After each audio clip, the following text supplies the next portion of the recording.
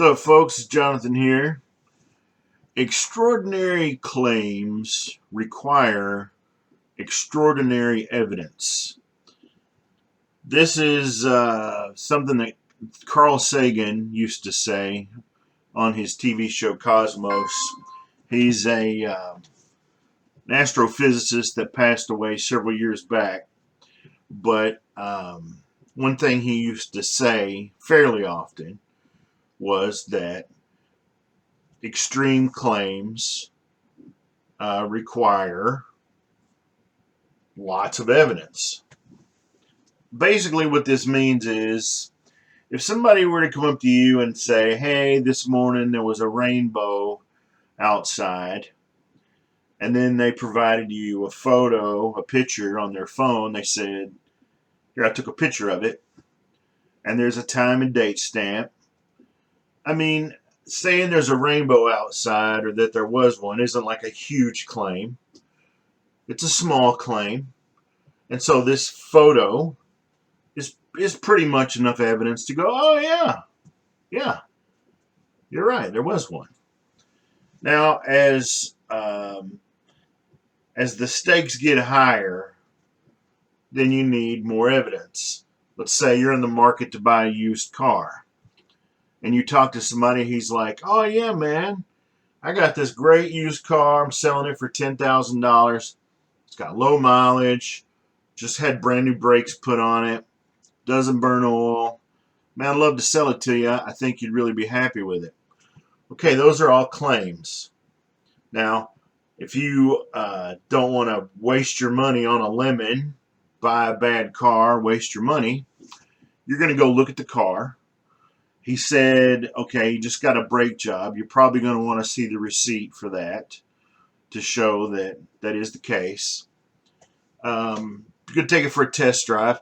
Hell, you may even pay for a mechanic to look at it and verify that everything is cool like you said it was before you hand over your hard-earned money.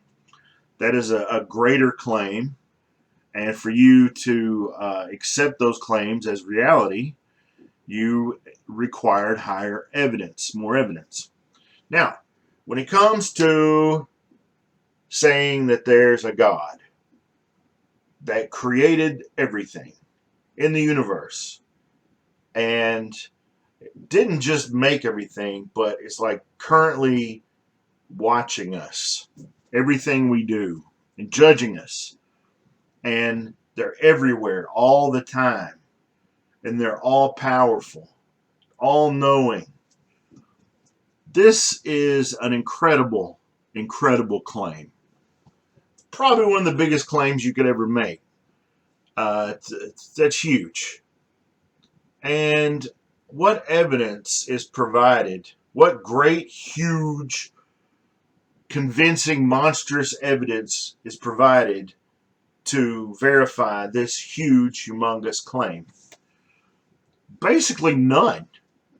I mean, yeah, there's going to be some Christian apologists that say little of this, little of that.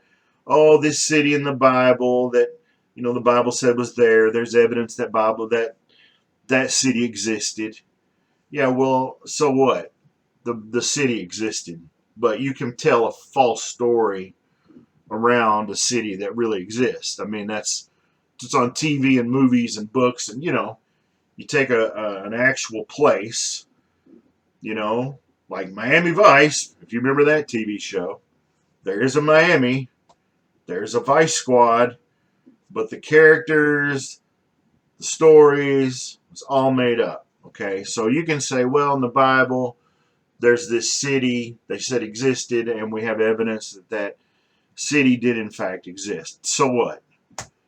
How is that little bit of evidence proving that there's a God that has always existed and just created everything?